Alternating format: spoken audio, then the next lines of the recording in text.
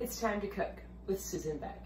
Since bow hunting season has just begun, I thought this would be a great time to share one of our family's favorite recipes that you can make with ground venison or ground beef. Well, bow season's just started, which means we are a year past having shot any deer at our home.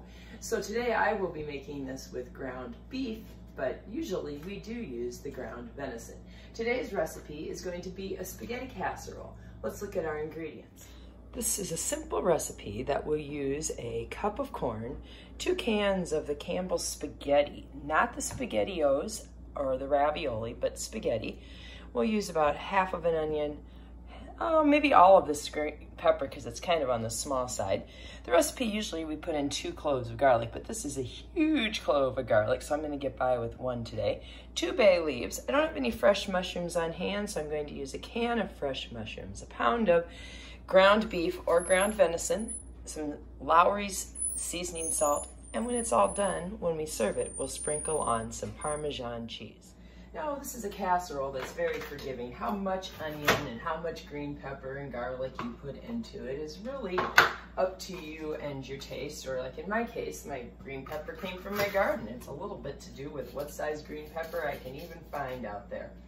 So I'm going to chop up the green pepper and the onion, and I am going to put that into my skillet along with my ground beef or your ground venison, which, like I said, that's usually what we use. In fact, this recipe came from my father-in-law. Many of my recipes tend to come more from my side of the family, but this is a recipe that my husband introduced me to, and he is usually the one who makes this recipe most of the time.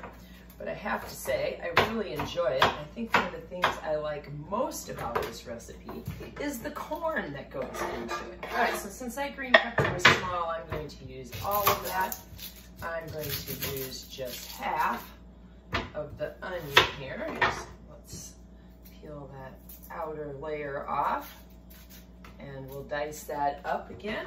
How small you cut it, really a preference for you and your family. I don't worry about it as much when it's just my husband and I, but when my kids are here, they really like the onions to be diced quite small.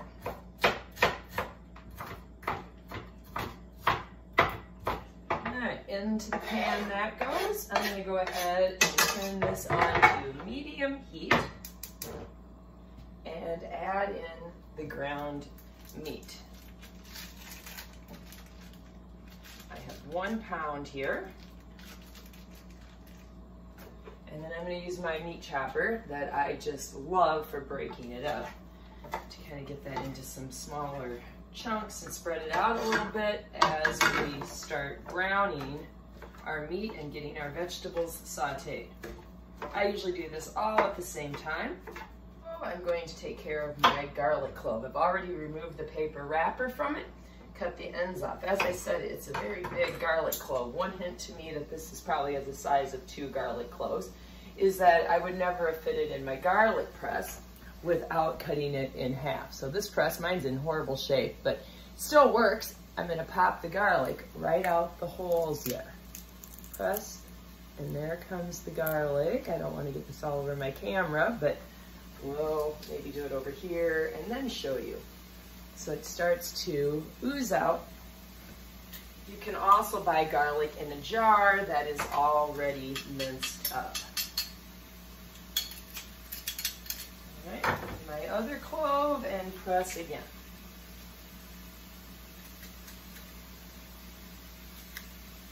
There we go. And there's a better look of all the garlic coming out.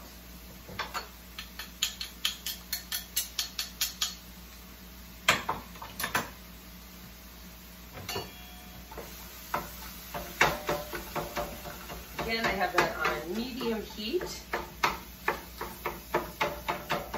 and we will be cooking this until the hamburger is no longer pink and everything is brown. Some of it's starting to brown, but we need all of our meat to be brown. Our onions, we're looking for those to kind of become a translucent color, and our green peppers should be soft not crunchy. Now that our meat is all brown, we're going to go ahead and drain that. There's quite a bit of grease on there, and it's just healthier and tastes a little better if you don't have all of that. So I'm just going to pour it into my colander. Let me use my spoon here to get it out a little better. And let that just drain off.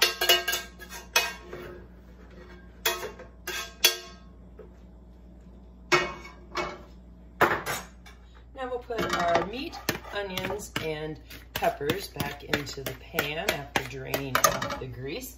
And into there we will also be adding our 2 cans of Campbell's spaghetti, followed by 1 can of mushrooms, or you can, again, cut up the fresh ones. I have 1 cup of corn, my favorite part of this recipe, and 2 bay leaves. In addition to the bay leaves, I also like to season this with about a half a teaspoon of Lowry's seasoning salt. Then I will put this on a simmer. I'm going to move it to my back burner, put a lid on, and allow it to simmer. Letting this simmer a bit allows those flavors to just kind of work their way through all of those noodles in there. In fact, this even tastes better the second day is leftover. We have a low heat. We just want to simmer it for a while, and we will put the lid on. We will stir once in a while to be sure it is not sticking to the bottom of the pan.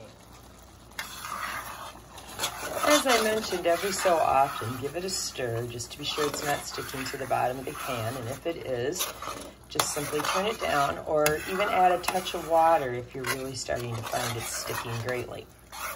Usually, I've never had to do that. Stirring is all that is needed.